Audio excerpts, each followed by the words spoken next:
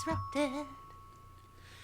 Welcome to the Author Spotlight. On this episode, we're meeting with Jay Watson and Kyle Wiltshire, and they're talking about their book, The Dead Rock Stars. So thanks for being on the show, and why don't you let us know why we should read your book?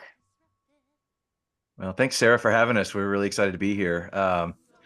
I think you should read our book if you love pop culture, if you love kind of remembering how things were in the 90s.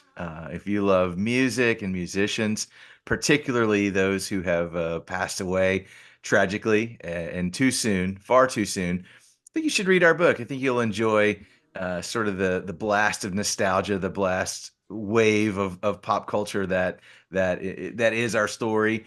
And on top of that, it's just a really cool mystery story wrapped up in nostalgia and pop culture. Great. So, Jay, why don't you tell us what the book is about? I think it sounds really good. Yeah, from what I've read. Kyle and I are actually giant movie fans, and so we started watching movies together in college. We met in '96 and fall of '96, and we've been watching movies together ever since. TV shows, any type of pop culture, that's been our thing.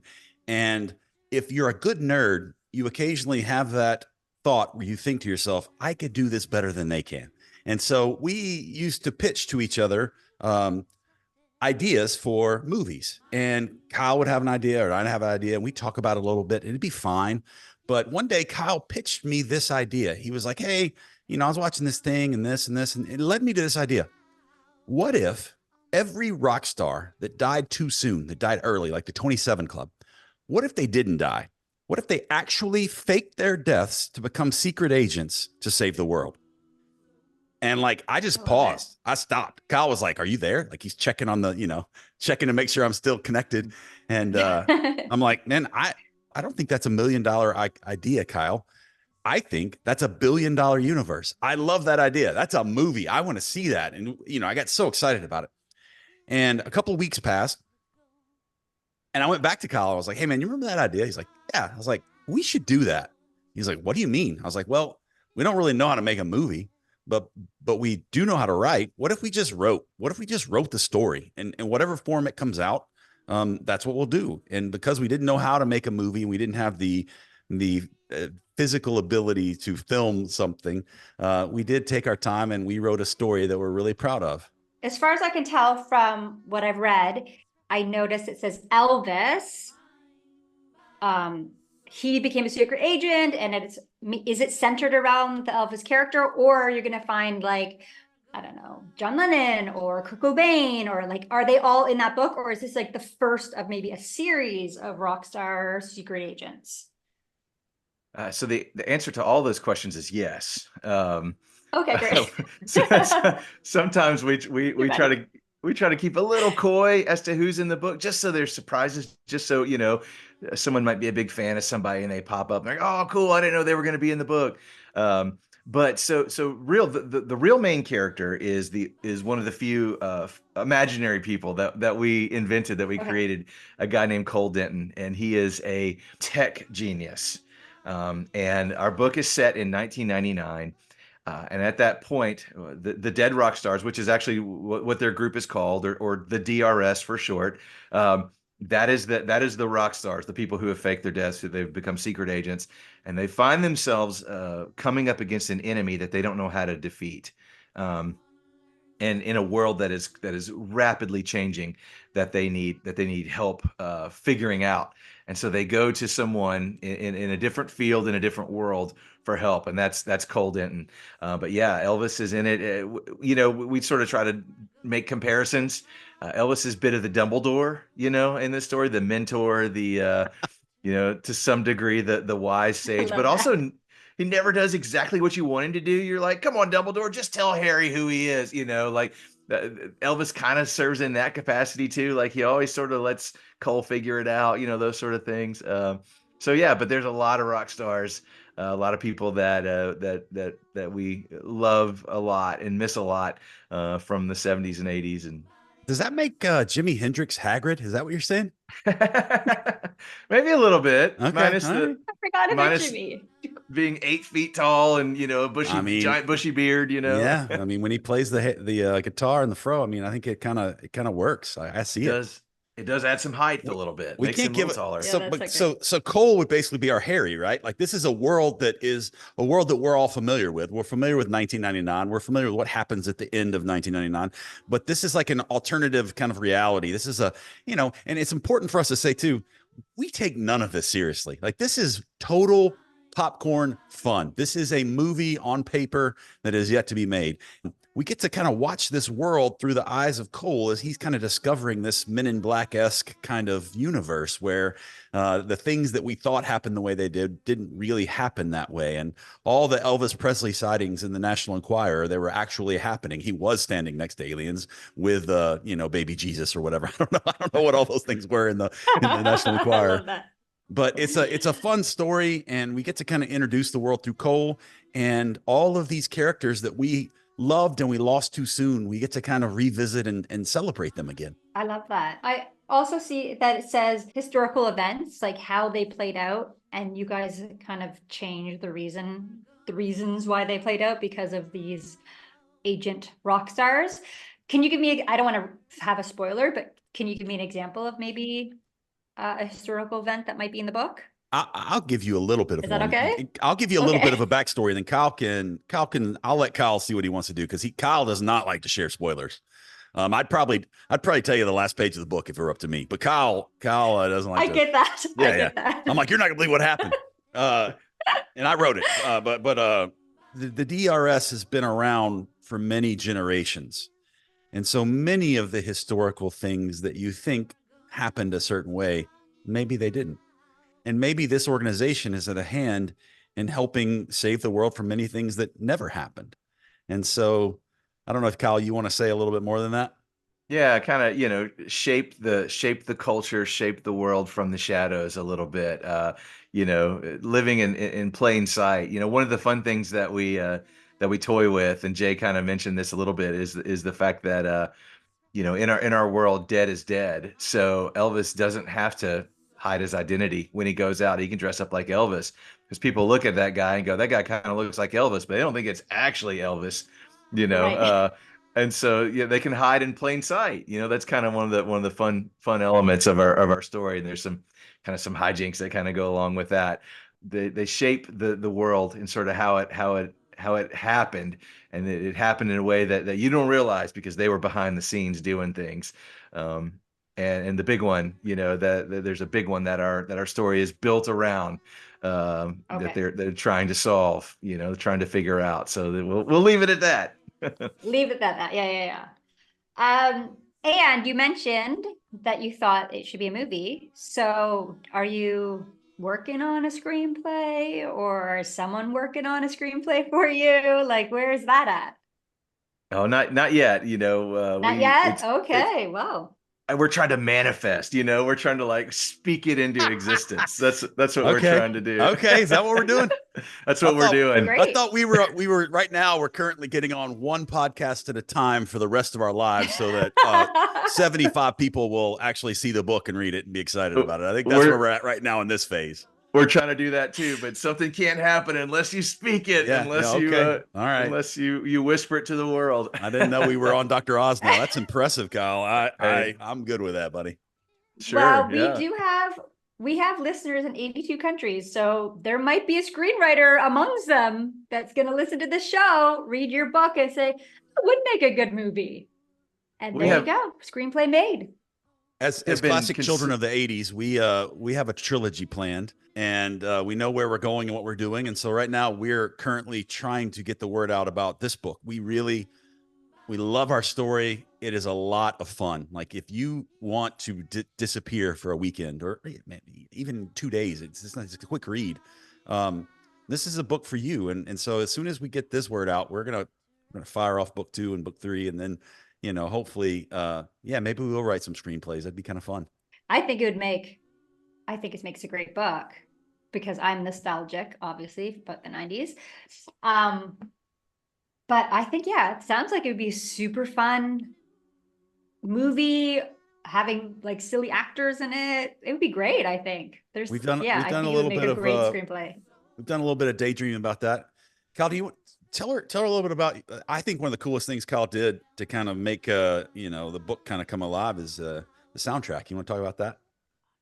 Sure, Oh, yeah. I mean, we also, as much as we love movies and stuff, we love music. And so as we wrote, um, we started thinking, what song would go with this, and how could you integrate a song into the scene without it being weird? Because when again, it's a movie on paper. I really like that phrase that Jay used there. It's a movie on paper, and so you want to be able to see it, you want to be able to imagine it, but if you could add the element of hearing it as well, add another sense.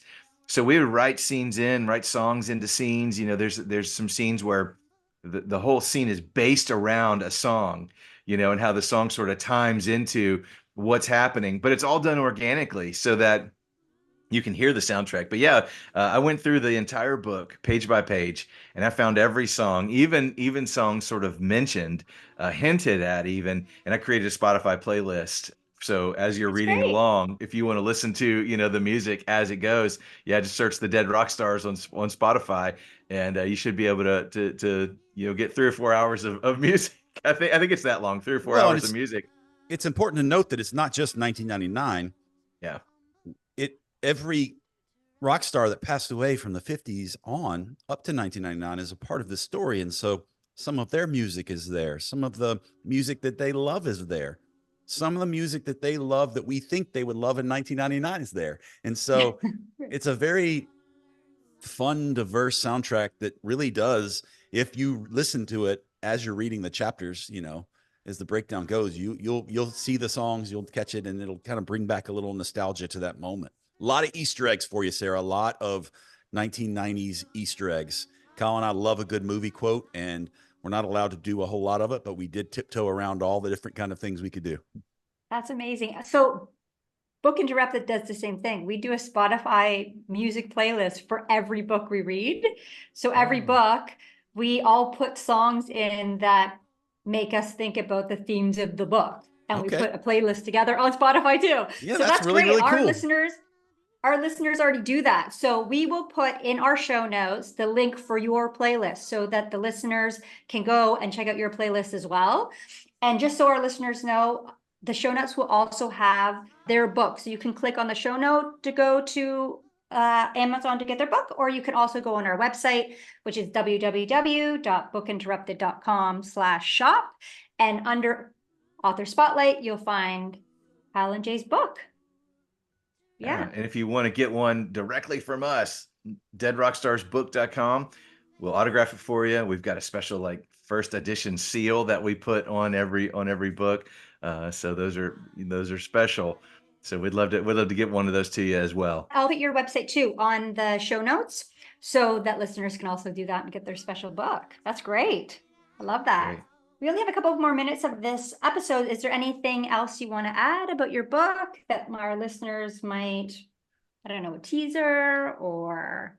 Yeah, I think one of the cool things about our story is, you read a book like, the Game of Thrones series or Dune, which is, kind of become popular again because of the movie and all that. Man, there's so much terminology. There's so many characters. You need a glossary, to like really be able to follow it. And I feel like one of the things that our book does really well is if you're a pop culture fan, if you're if you're a music fan, if you love the 80s and 90s, you don't need that. You don't need that glossary. You've lived it, So when we quote Dumb and Dumber, like, what we're talking about, had to explain it to my dad. He didn't quite follow, some of the pop culture references, but yeah, it was Weezer, wasn't it?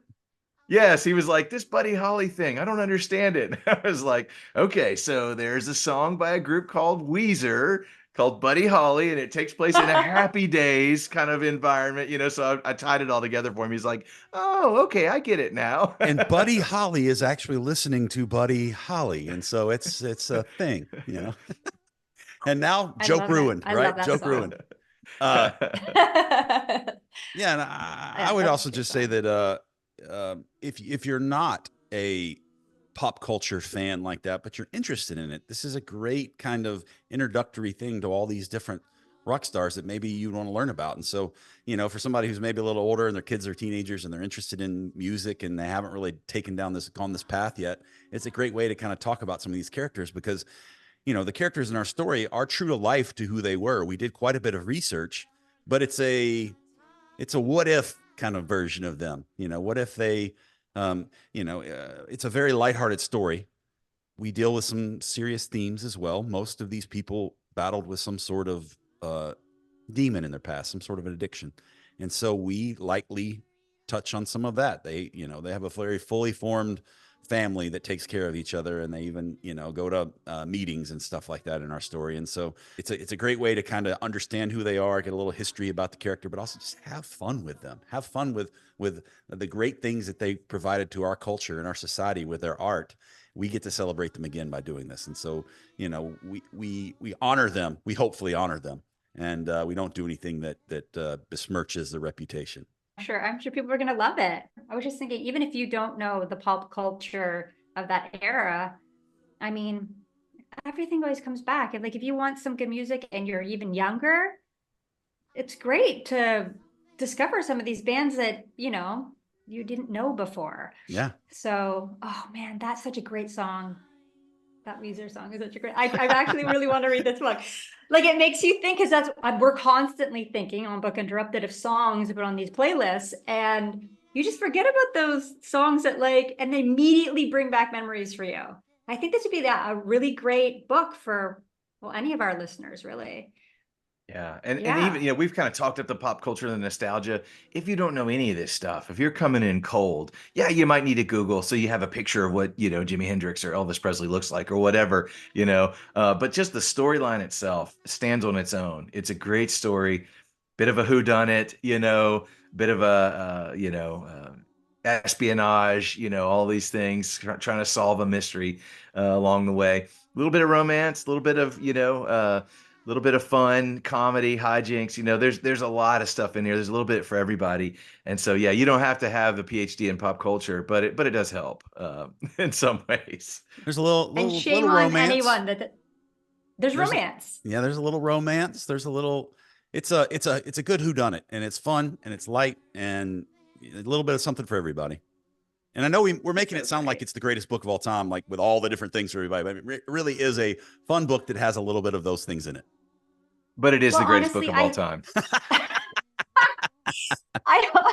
But honestly, from someone who reads a lot of books, there are books that you need to clean your palate before going on. Because there's great books that are like horrible endings or make you think like that's so sad, or just make you think about history or whatever. Like, there's tons of these books out now that are excellent books that you just feel like, I just need something that isn't serious. And on all my book social medias, people are constantly asking like, tell me a great book that's funny, or tell me a great book that's light and I'll laugh. Like, I need something to clean the palette between all these heavy topics. Yes. And this sounds like a perfect book for that. I'm constantly looking for that. It is the best sorbet that you will ever read. And we promise we won't make you think too much at all. Just something enjoyable, right? Like that. You're like, wow, that was so great. I wish that didn't end. Like, awesome. Yeah, perfect. That is truly something we've heard. People who finished it said, when it was over, I wanted it to keep going. And so to me, that's a pretty huge compliment. That's a big pat on the back when someone's like, I came to the last page and I wanted to turn to another one. So yeah, that was something we've heard, and we're very proud of that. That's so great. Yeah. So for our listeners, that's the end of our author spotlight. So go to our website at www.bookinterrupted.com/shop and get their book, or go to their website directly and they will sign a copy for you. And check out that book. It's perfect for just the palette cleaning sorbet that you need between your heavy books. Yeah, perfect. Thanks guys for coming on the show. I really appreciate it. Yeah, thanks for having us. We had a great time. We had a great time. Sorry for the rescheduling and all that. Things have been a little crazy on our end, so thank you. Yeah, no problem. If you've enjoyed these video highlights, Listen to the full episode on our YouTube channel or wherever you get your podcasts. Remember to like and subscribe and ring that bell to be notified when new episodes are published. Find out more by going to www.bookinterrupted.com. And we're gonna talk it out on Book Interrupted.